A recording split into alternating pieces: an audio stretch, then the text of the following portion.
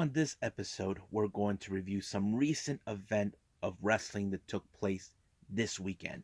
The first one is going to be from House of Glory with Salvation with three championship matches involving the Crown Jewel, the women's title, and the tag team titles. Also, we got Warrior Wrestling 20 and GCW Astronaut. So, let's get ready for another episode of the Deleted Wrestle Zone.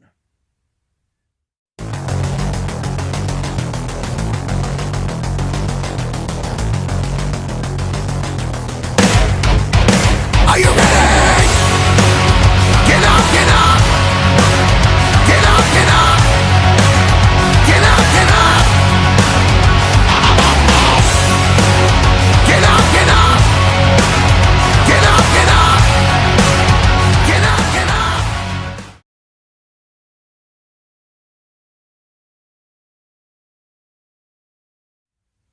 Welcome everybody to Deleted Wrestle Zone, all things that is pro wrestling with AEW, NXT, New Japan Pro Wrestling, Impact Wrestling, the National Wrestling Alliance, various promotions, wrestlers, matches, and championships. I am your host, J-Rod here. So, let's begin with House of Glory Salvation that took place on the 11th of March. I believe that was this Friday. So, it opened up with, of course, with the founder of House of Glory and the Academy itself, the Amazing Red. Now, if you guys remember, months ago, he was injured. He was supposed to be in the match against Malachi Black. Now, at the same time, he is the six-way scramble champion. Apparently, he was going to give the title away to someone who won three six-way scramble matches, and that person is one of his students, Mantequilla. Now, you can say he earned it all you want, but I have to say, watching what Mantequilla said was very emotional. Now, you can say you can accept it as much as you want, but Mantequilla's promo was amazing. He talked about how he feels he cannot accept it. He even talked about a friend of theirs, someone who they know who passed away. He asked him, "Do you think this is what he wants? For you to give me your title just like that?" Mantequilla is more of the guy who's like, I'd rather earn the title in a match. And I have to say, I give Mantequilla a lot of credit, and he's very more admirable in that situation. But however, someone else took offense to this, and that person is none other than Casey Navarro. Navarro felt that he was being overlooked. He felt that he was being not paid attention, but he was showing disrespect to Amazing Red, someone that he thought he can turn to. But however, Mantequilla is one of the top students from Red. But later that day, it just turned into a match between both Mantequilla and Casey Navarro. Now, Navarro has been trying to show him that he should pay attention to him, that he is the one who's truly blessed. Now, we can say he is a fantastic wrestler, but the problem is Mantequilla has a straight record as an undefeated, who won three straight six-way scramble matches. That's the reason he earned it, but he rather face Red the right way. So, however, Mantequilla won the match by pinning him. But as soon as this shows up, Red came to congratulate him, but Navarro decided to low blow him to be all dirty. He was about to finish the job, however, another competitor, Nolo Kitano, shows up to give the helping hand. So basically, another guy who's been involved in six-way scramble matches decided to help. So this is not going to be the end of it, but it's still no clear clue when Red will be back. Basically, we know he's not medically cleared. But will we see this match? I would love to see it. Now, our next match, we have tag team action. We got the main event, Midas Black and Jay Lyons taking on the Amazing Graysons, JP and Tommy. Now, main event, as you guys know, they've been dealing with the whole thing with what happened with Private Party when they came back and attacked them from behind. But however, as you know, these are two different teams that it looks like they're ready to go to the top. But the fan favorite in this particular match is none other than main event. And it was Jay Lyons that picked up the victory for his team, allowing themselves an extra step in their momentum. Next up, we got Ken Broadway versus Michael Fina. Now, the match was great, I have to say. Not to mention, Michael Fina has been torm- uh, toying with Ken Broadway, but however, Ken Broadway overcome it. He actually pinned Michael Fina, allowing himself. But in post match, that six sadistic psychopath, none other than Charles Mason, shows up, wants to put a bag over his head, but luckily, Detective James and then their James shows up along with his crew to stop him. However, as you guys know, this Mason is like this criminal who cannot be put away in jail as much as they want to.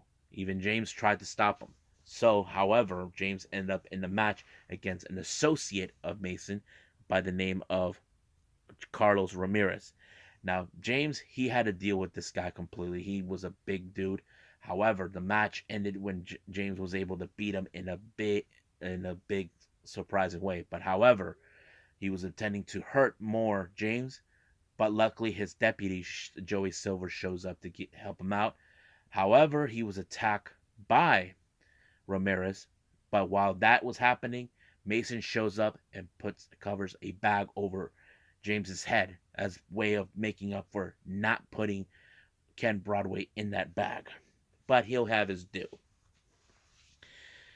Next match we have is, of course, the House of Glory Crown Jewel Championship. This is between Biff Busick, formerly known as Orny Lorcan, folks. Yes, that's right. The same Orny Lorcan from NXT, taking on the professional Low Key. I have to say this was a pretty darn good match because these guys, they don't back down from a fight. They're always looking for a fight. But however, it was the double stomp right into Busick's chest that got him through and allowed Loki to retain this title. Our next match is another championship match. We have the House of Glory Women's title between the return of Taya Valkyrie taking on the newly crowned Natalia Markova. Keep in mind, Markova won this title when it was vacant, and she won it in one night tournament. I think took place back in January. So I thought it was a pretty good match. Taya Valkyrie really put up a good of a fight, but however, Markova has now been gaining momentum ever since she did pin Taya Valkyrie in order to retain the title. Our next match, this was for the House of Glory tag team titles between the Briscoes and the Lucha Brothers. Now, keep in mind, if you guys remember what happened with the Lucha Brothers in that match with an AEW, Ray Phoenix was unable to compete, but however, he was not willing. He was not willing to. He was not able to wrestle. However, the Briscoes decided to throw in a little incentive. Basically, they didn't come here to not be there without a fight. So they decided to put the ROH World Tag Team titles on the line. So basically it became a title versus title. But however, Penta had to find a new partner, but Ray Phoenix already had someone in mind, and that person is the current AAA Mixed Tag Team Champion, Ares. Now, he is a perfect choice because basically these guys known each other. However, the match was of very interesting dynamics.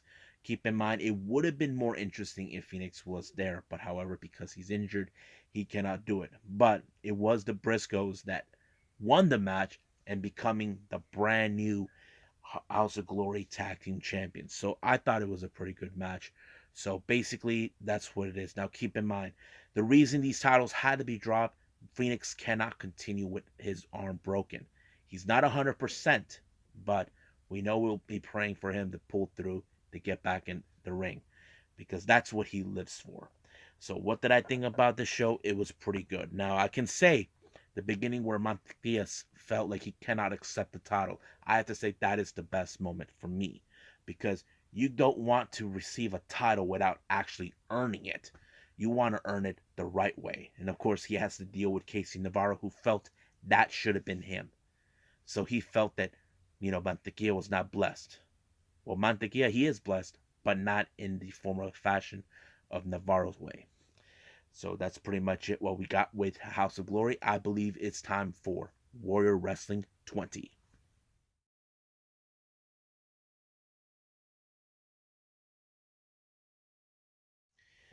Okay, so we got Warrior Wrestling 20. This took place on the 12th of March in Indianapolis.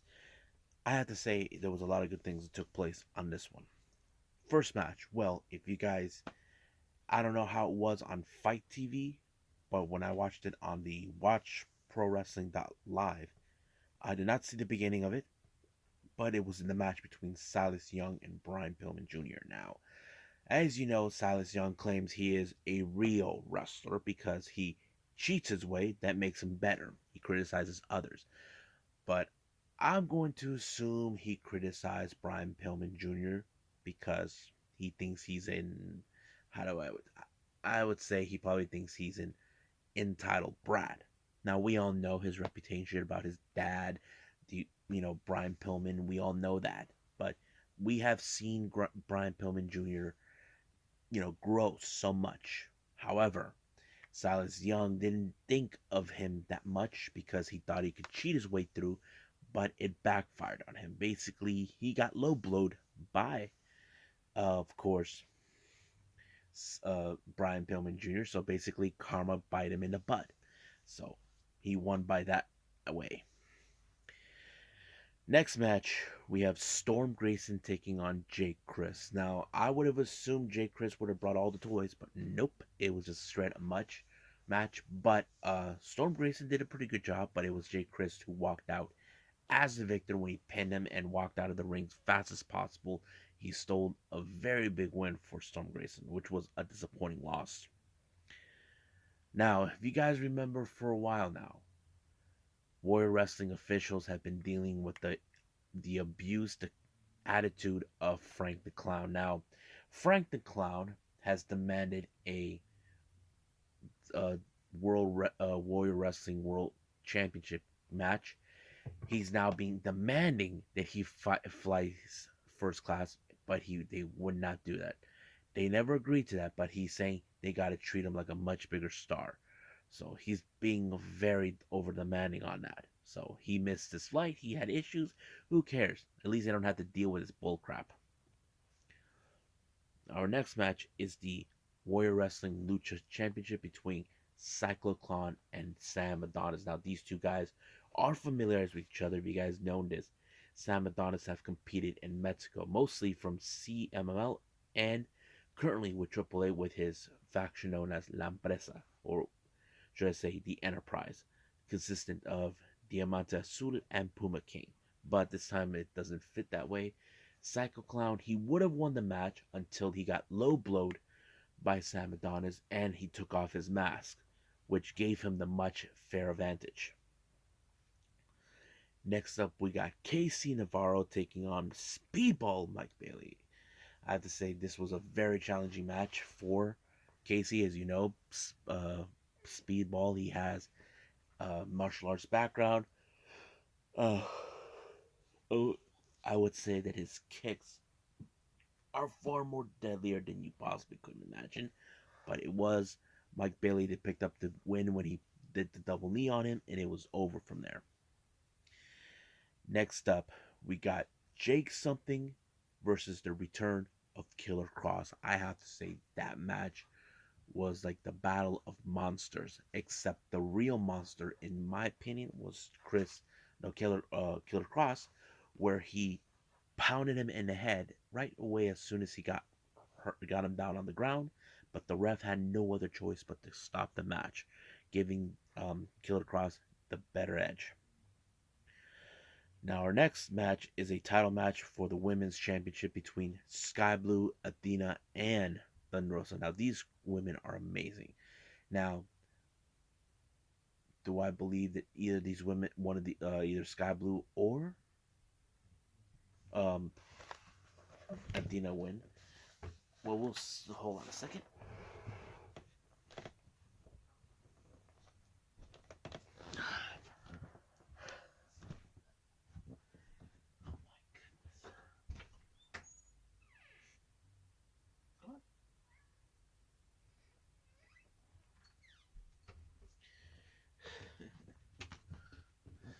Go, jump.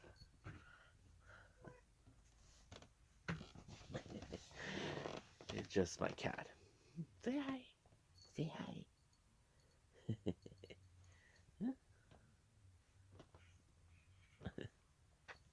love this guy. So anyway, what match I was doing? Oh yeah, the three-way Sky Blue, Athena, and Thunder Rosa. This was a really good match, but basically, if you guys remember last time when this title was on the line, it was Thunder Rosa versus Athena.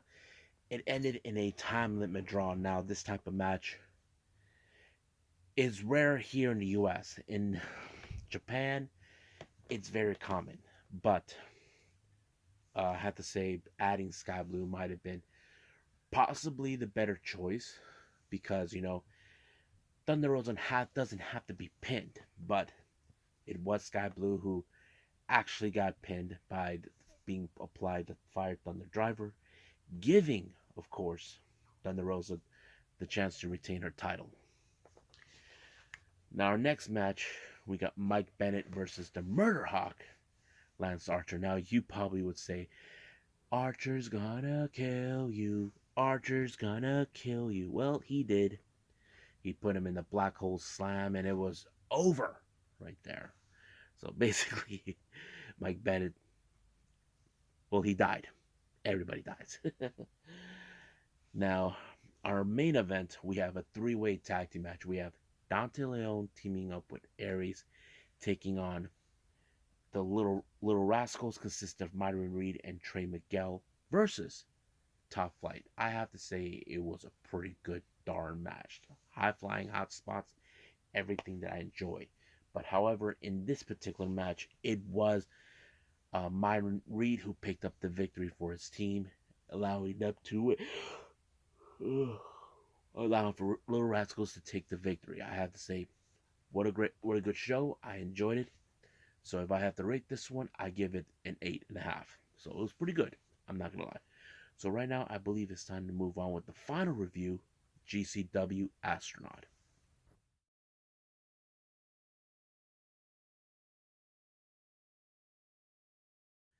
Okay, last review, GCW Astronaut. This took place on the 12th of March as well. Opening match, R.A. Fox versus Nick Wayne. Now, I haven't seen R.A. Fox. Who knows? I don't remember the last time I saw him, but he is a good wrestler, I have to say.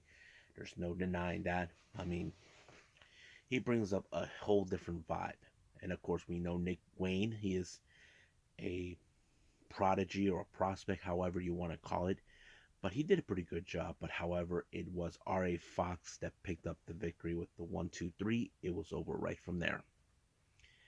Next up, we have an interesting match of high flyers. We got Gringo Loco versus Ninja Mac. Now, I know many fans who probably would have accepted that Ninja Mac was the far more better high flyer because we've seen how this guy works. I mean, he is fantastic.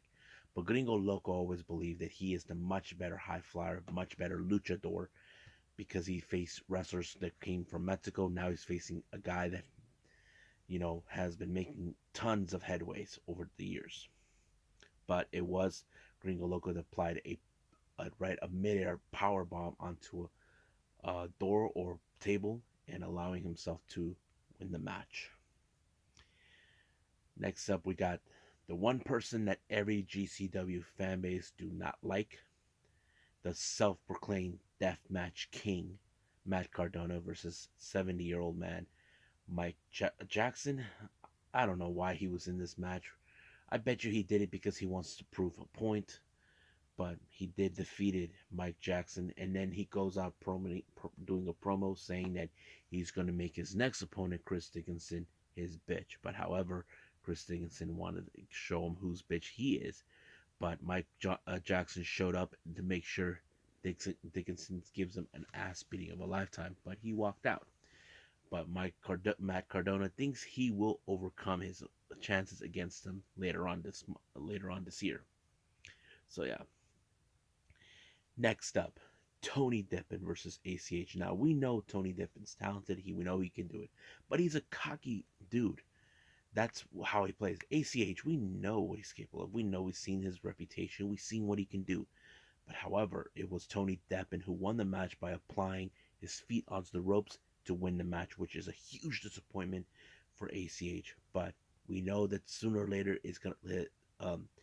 Tony Deppen's luck is gonna run out. Next match is a non-title six-way scramble match. We have Jimmy Lloyd, Jordan Oliver, Zen Shi, Cole Raddick, Manders, and Alex Colon in this particular match. I have to say, I did not expect it. It was exactly how I felt for. It went all extreme, but it was Alex Colon who applied the Spanish fly that allowed him to win the match, allowing himself. But as soon as he was done, he gave out a clear promo to the Duke, John Wayne Murdoch. As you know, they have some history that they will definitely try to take care of. Now, our next match, this is a WWA4 showcase match between Caveron Canyon and Bobby Fleco versus Ash Bennett and Rico Gonzalez. Now, I don't know who these guys. They're pretty good. They kind of impressed me with their high flying, but however, the match was interrupted and went into a no contest. All thanks to Joey Janela. So basically, Joey Janela had a lot of things to say, but yeah, you know how that rolls with him. Next up, we got Jordan Grace taking on Ali Catch. What a match! I have to say it was pretty good, but however, Ali Catch applied a somewhat version of the Carl Gotch. I think she did like a power drive or whatever into Jordan Grace to win the match. I thought it was pretty good. Next match, we got the GHC Extreme Championship on the line between Effie and AJ Gray, but it was AJ Gray that applied a lariat onto Effie to win the match. But however, Effie got away with his when he kissed AJ Gray. I thought it was so hilarious, but that's how Effie is. Next up, we got Jonathan Gresham versus Blake Christian. This is a match where it's not about the title, it's about the best wrestlers that the world has seen. Blake Christian, who we all know he's talented, he's an amazing wrestler, versus a guy who's been around the block, been pursuing his journey as pure wrestling. I have to say it was a great match. A lot of submission coming from Gresham, so practically I enjoyed it. But it was Gresham won the match by referee's decision when he was pounding away on the head of Blake Christian, and the ref called it from there. Now, our main event, this is for the GCW tag team titles between, of course, the previous champions before the Briscoes, uh, second gear crew consistent of Manders and Matthews taking on the Hater Club. I thought this match was great, but however, it ended with a double count, a double pinfall. However, the ref didn't know what to make of it, but it did ended with, of course, that they will retain the titles. But however, in Spring Break, Matt Tremont made it clear their next encounter will be a triple threat match for those tag team titles. So it's going to be the champions, Hater Club versus Second Gear Crew versus the Briscoes. So basically, they're not going to ignore them, so they will put them in the mix. And I wonder what the Briscoes are going to say about that, but we'll see what happens. So right now, I think it's time for me to call it a day. Well, I hope everybody enjoys this episode. I know I did. Um, as you know, these events took place on one took place on a Friday, two of them on a Saturday, but this one was on a Sunday when I'm recording for all of you. But right now, get ready for more. I got New Japan Pro Wrestling with Day 8. As you know, we're still continuing with the New Japan Cup. And then I've got two past events from two Yoshi promotions. One by Stardom at the start of January for New Year's Stars Day 1. And then, of course, we got Ice Ribbon for the first time in a while. I haven't seen this one. Was produced by Tsukumu Fujimoto. I can't wait to see what that took place. And we cannot forget AEW Dark. But right now, I'm going to end it right here. But for now, I'll see you guys in the next DWZ time. Same DWZ channel. I must bid all of you adieu. So, goodbye. Mwah. And have a nice day. Bang.